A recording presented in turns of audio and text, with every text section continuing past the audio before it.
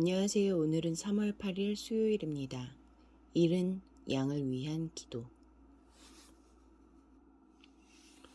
마태복음 18장 11절부터 20절까지 말씀입니다.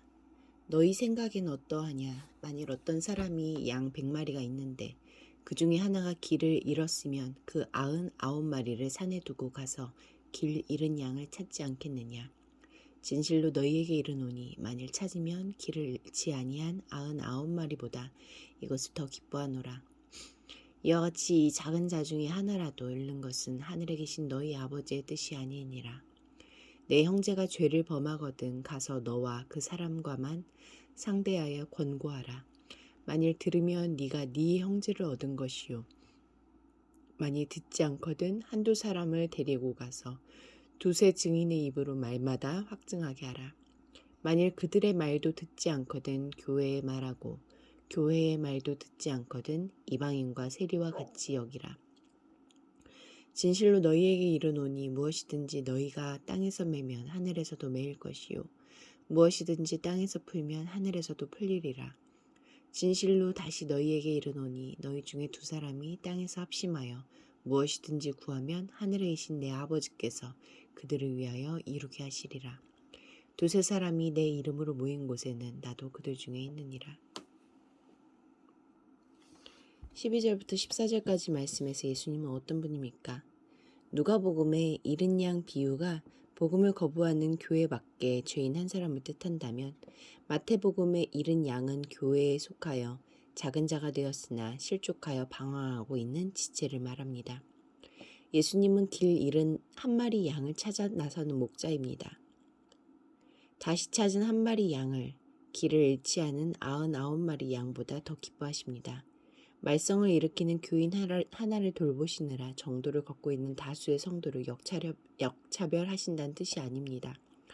99의 최대 행복과 안녕을 위해 한 사람의 상처와 고충을 불가피한 것으로 여겨서는 안 된다는 말씀입니다. 어린아이, 작은 자의 정체성을 추구하며 서로 섬기는 곳이 교회라면 작은 자 중에 작은 자를 어떻게 대하는지로 그 진정성이 입증될 것이기 때문입니다. 누군가를 비방하고 외면하고 싶을 때 그를 찾아 나서는 하나님을 먼저 떠올립시다. 15절부터 17절까지 말씀에서 예수님은 어떤 분입니까? 잃은 양이 공동체에 해를 끼치는 잘못을 저지른 경우 공동체는 그 한 명을 다시 얻기 위해 신중하고도 지속적인 노력을 해야 한다고 말씀하십니다. 지체의 잘못에 눈 감지도 말고 쉽게 폭로하지도 말아야 합니다. 개인적으로 권고했는데도 듣지 않으면 그의 회개를 위해 예수님의 이름으로 모여 기도하는 두세 사람과 함께 가서 좀 더 강력히 설득하고 그마저도 안 되면 공동체의 권위를 빌려 설득해야 합니다. 모든 권면을 거절하여 출교나 교제 금지 등의 마지막 수단을 취하더라도 징계의 궁극적인 목적은 그 영혼을 얻기 위한 것이어야 합니다. 치리가 무용지물이 되어서는 안 되지만 사랑 없이 남용하는 치리도 공동체를 어지럽힌다는 것을 기억해야 합니다. 18절부터 20절까지 말씀에서 예수님은 어떤 분입니까? 베드로에게 주신 권위인 천국 열쇠를 교회 공동체에 부여하십니다. 교회 문을 닫는 것은 곧 천국 문을 닫는 것이므로 잃은 양이 돌아오기까지 문을 열어두고 합심하여 기도하라 하십니다. 지체의 회개와 회복을 위해 무엇이든 구한다면 하나님은 모든 것이 협력하여 선을 이루게 하실 것입니다. 한 영혼을 귀하게 여기는 사랑과 합심하여 하나님의 뜻을 구하는 기도가 우리 공동체에 있으니까 기도하시겠습니다. 공동체를 위해서는 한 영혼을 향한 아버지의 사랑을 저희 온 공동체가 배워 한 뜻으로 기도하게 하소서.